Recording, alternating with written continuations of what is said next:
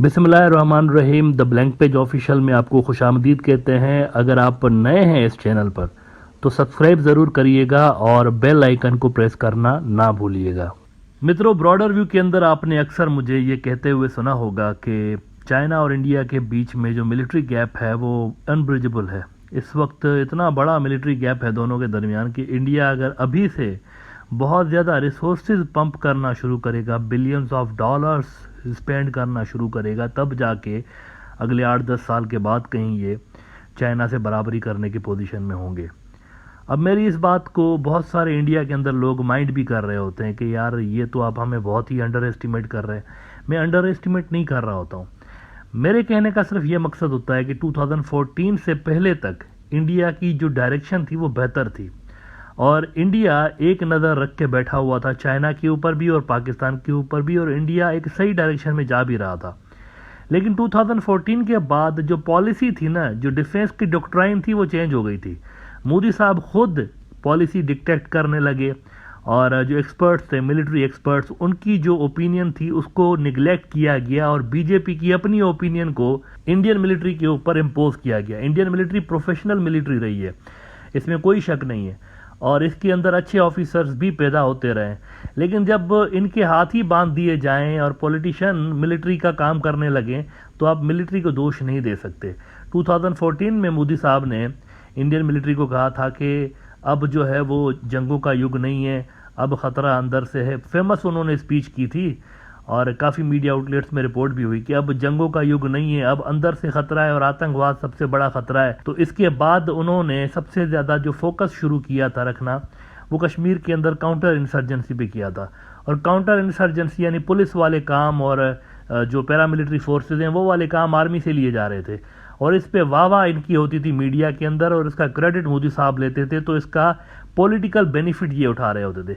ना political benefit के चलते छोटे काम के पीछे लगा दिया गया था आर्मी को, और इसकी वजह से फिर ये हुआ कि चाइना और इनके दरमियान जो पहले से ही थोड़ा सा गैप था, मिलिट्री गैप उस वक्त भी था, चाइना इनसे आगे था, वो तेज़ी के साथ गैप बढ़ता चला गया। और आज आप देखें कि 8-9 साल हो गए और तकरीबन वही सेम ही इंडिया की स्ट्रेटजी आज भी है कि इनका ज़्यादातर जो ध्यान है इंडियन आर्मी का वो काउंटर इंसर्जेंसी पे होता है। आप इस अरसे के दौरान देखें जितने भी मेनली लोग प्रमोट किए जाते रहे हैं उनको प्रमोट किया जाता रहा है जो काउंटर इंसर्जेंसी के एक्सपर्ट्स होते हैं। बिपिन रावत साहब जो थे फॉर्मर आर्मी चीफ, जिनको फिर CDS भी लगा दिया गया था, इनकी क्या स्पेशलिटी थी? इनकी स्पेशलिटी कोई चाइना पाकिस्तान नहीं था, इनकी स्पेशलिटी काउंटर टेररिज्म ऑपरेशंस के अंदर थी। और इसी तरह से उनके बाद भी जो नरवाने साहब और उसके बाद मौजूदा जो आर्मी चीफ साहब हैं, इनको भी जब प्रमोट किया गया तो कहीं ना कहीं ये फैक्टर भी देखा गया था। तो असल मसला पॉलिटिशियंस में है। इंडियन आर्मी को पॉलिटिशियंस की बात फॉलो करनी पड़ती है। एज अ रिजल्ट होता ये रहा है पिछले 8-10 साल के अंदर कि इंडियन आर्मी और चाइनीज जो PLA है उनके दरमियान गैप बढ़ता चला गया है। नाउ आप इंडियन आर्मी को पाकिस्तान के साथ तो कंपेयर कर सकते हैं। पाकिस्तान को अंडर एस्टीमेट किया जाता रहा इंडिया के अंदर। ये एक अनफॉर्चुनेटली हकायक से दूर एक चीज़ रही है इंडियन मीडिया के अंदर भी, क्योंकि इसका भी फ़ायदा पॉलिटिशियंस उठा रहे होते हैं। मतलब जज्बाती नारे आपको ज़्यादा नजर आएंगे, लेकिन अगर आप प्रैक्टिकली सोचें ना तो 70 साल से पाकिस्तान इंडिया को स्टडी करता है। सिर्फ पाकिस्तान का अगर आप पड़ोसी देखें पाकिस्तान के कौन से हैं? अफगानिस्तान, कोई उनको थ्रेट नहीं है। ईरान, कोई थ्रेट नहीं ईरान से पाकिस्तान को। कभी कोई जंग का तस्वर भी नहीं हो सकता कि ईरान पाकिस्तान लड़ पड़े। क्यों लड़ेंगे? कोई टेरिटोरियल डिस्प्यूट भी नहीं है, कुछ भी नहीं है। और दूसरा चाइना है, वो तो उनका स्ट्रेटेजिक पार्टनर है, और बाकी बचता है इंडिया। तो पाकिस्तान के लिए असल में मामलात काफ़ी सीधे हैं कि एक ही मुल्क है, उसको बस नज़र में रख के जंग की तैयारी करो और जो भी मिलिट्री प्रिपरेशंस करनी है। तो उन्होंने क्रेडिबल डिफेंस सिस्टम इंडिया की हद तक अडॉप्ट कर रखा है। कोई बड़ी बड़ी जंगें पाकिस्तान नहीं लड़ सकता, मैं मानता हूँ नहीं लड़ सकता बड़ी बड़ी जंगें, लेकिन इंडिया के लेवल तक इंडिया को कैसे काउंटर करना है, इंडिया को कैसे हमने संभालना है, ये चीज़ें पाकिस्तान की मिलिट्री सीख चुकी है इतने सालों में। और वो न्यूक्लियर डिटरेंस के अलावा भी अगर आप कन्वेंशनल वॉरफेयर में भी देखेंगे तो पाकिस्तान के पास जो वेपन्स हैं ज़्यादातर चाइनीज़ वेपन्स हैं। अगर इंडिया के साथ उनकी लड़ाई होगी तो मुस्तकिल सप्लाई है पाकिस्तान के पास हथियारों की इस वक्त आ रही होगी। जबकि इंडिया के पास प्रोक्यूरमेंट के मसाइल रहेंगे, क्योंकि वो डाइवर्सिफाई करने की कोशिश कर रहे हैं पिछले 10 साल से लेके। थोड़ा सा रशिया पर डिपेंडेंस कम करने की कोशिश कर रहे हैं, थोड़ा फ्रांस से ले रहे हैं, कुछ इजराइल से ले रहे हैं, कुछ अमेरिका से ले रहे हैं। ये प्रॉब्लम्स इंडिया के रहेंगे during the war time. Pakistan के पास नहीं रहेंगे, अनलिमिटेड उनके पास हथियारों की सप्लाई जो है वो जारी रहेगी।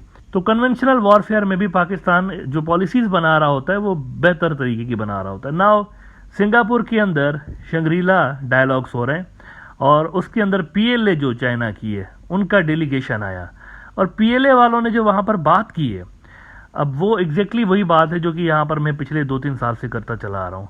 उन्होंने कहा कि ये इंडिया जो है ना, ये हमारे लिए कोई थ्रेट है ही नहीं, हम तो इनको थ्रेट के रूप में देखते ही नहीं है, और ये तो छोटी फोर्स है। उनके कहने का मकसद था ये छोटी माइनर फोर्स है हमारे सामने, और हम ये नहीं देख रहे कि अगले 8-10 साल के अंदर भी कोई ये हमारी बराबरी कर पाएंगे। ये उन्होंने कहा है पीएलए के डेलीगेशन ने, और मैं उनसे एग्री करता हूं, क्योंकि वो जो है ना बड़ी लेवल की गेम खेल रहे होते हैं। उनका मुकाबला चल रहा है अमेरिका से, इंडिया से चल ही नहीं रहा। साउथ चाइना मॉर्निंग पोस्ट ने रिपोर्ट किया है कि Shangri-La Dialogue, India no threat to China's military, PLA delegation says South Asian nation unlikely to catch up to Chinese defense industry and weapons system, says senior colonel on sidelines of security forum. Despite clashes with Beijing over border, New Delhi unlikely to be loyal partner in Washington's strategy to counter China, observers say. और इसमें मजीद details बताते हुए south China Morning post लिखता है कि India will not pose a security threat to China because it is still incapable of challenging Beijing in defense manufacturing and modernization of its military, said Chinese military delegates to Asia's premier security forum.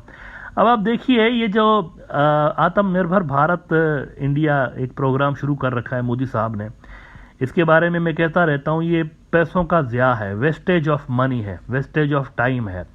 ज़्यादातर जो इसके अंदर equipments बनेंगे सब standard बनेंगे, क्योंकि technology की बात होती है सारी की सारी। आपके पास टेक्नोलॉजी नहीं है, डिफेंस इंडस्ट्री के अंदर टेक्नोलॉजी नहीं है, आप सोफिस्टिकेटेड वेपन्स बनाते नहीं हैं, आप इंपोर्ट करते हैं। India is a import oriented army. तो जो इंपोर्ट ओरिएंटेड आर्मी है और जिस मुल्क के पास टेक्नोलॉजी नहीं है वेपन्स की, तो वो क्या वेपन्स बनाएगा? देखिए ना, सारी बात ये होती है, टेक्नोलॉजी आपके पास नहीं है, एक्सपर्टीज आपके पास नहीं है, आपके पास ये जो ट्रकें बनाने वाली कंपनियां हैं और आपके पास ये देसी कंपनियां जिन्होंने इतना ज़्यादा काम किया नहीं है डिफेंस के इक्विपमेंट्स पे, तो इस पे भी बड़ी मिर्चें लग रही होती हैं कि वो कह रहे होते हैं ये प्रोपेगेंडा कर रहा है। लेकिन ज़रा आपको मैं चाइनीज़ एक्सपर्ट्स की ही एक चीज़ दिखाना चाहूँगा जो कि साउथ चाइना मॉर्निंग पोस्ट में रिपोर्ट हुई है। वो कहते हैं कि when you look at the Indian militaries weapon system, what type of tanks, aircraft and warships were made and developed by Indians themselves. देखें ना, वैलिड क्वेश्चन है ना, आप खुद क्या बनाते हैं अपना? अभी भी बहुत सारे जो इक्विपमेंट्स बनते हैं वो बाहर से उनके पुर्जे आ रहे होते हैं। आपको पता है ये जो जेट्स बना रहे होते हैं, कुछ के रशिया से पुर्जे आते हैं, कुछ के इजराइल से आते हैं, रेडार इजराइल से आ रहा है, तो कोई दूसरा पुर्जा दूसरी जगह यहाँ पर असेंबल हो रहा है। इसी तरीके से जो टैंक्स बन रहे होते हैं इंडिया के, वो भी बहुत सारे पुर्जे बाहर से उसके आ रहे होते हैं। ये जो दिखावा किया जाता है ना आत्मनिर्भर भारत और कोई बहुत बड़ी कोई मिलिट्री इंडस्ट्री बनाने की कोशिश कर रहे हैं और इर्द गिर्द के मुल्कों को भी बेचने की कोशिश कर रहे होते हैं, दिस इज जस्ट अ रंगबाजी, दिखावा है। आपने मुकाबला करना है चाइना से, और चाइना से मुकाबला करने के लिए ये चीज़ें काफ़ी नहीं है जो कि इस वक्त आप आत्मनिर्भर में बना रहे हैं, Atmanirbhar Bharat. It is bound to fail, और 5-10 साल के बाद जब देखा जाएगा कि इंडिया की कैपेबिलिटीज़ अभी तक नहीं बढ़ी, मिलिट्री कैपेबिलिटीज़, तो इसी जो प्रोजेक्ट है ना इसको दोष दिया जाएगा कि ना चाहते हुए भी मिलिट्री वालों ने मना भी किया था कि हमें ये सब स्टैंडर्ड चीज़ें ना दें, लेकिन उसके बावजूद पॉलिटिकल बेनिफिट हासिल करने के लिए, वाह कराने के लिए अपनी ज़बरदस्ती इनको थमा दिया गया था कि नहीं, you have to purchase Indian products, आपको अच्छी लगे या बुरी लगे यही परचेज करनी पड़ेगी। क्योंकि आपको मैं ये बता दूं, अंदर से ये खबरें आती रहती हैं, बहुत सारे मीडिया आउटलेट्स में भी छपी हैं कि इंडियन मीडिया के अंदर जो वहाँ के उनके जो ऑफिसर्स हैं वो खुश नहीं है जो कुछ भी उनको मिल रहा है। वो चाहते हैं उनको बेहतर लेवल के इक्विपमेंट्स मिले, लेकिन उनको कहा जाता है नहीं आपने देसी इक्विपमेंट्स ही परचेज करने हैं अपने, तो वो भी खुश नहीं है इस पे। और इसी चीज़ को फिर PLA वाले भी आपको हाईलाइट करते हुए नजर आ रहे हैं।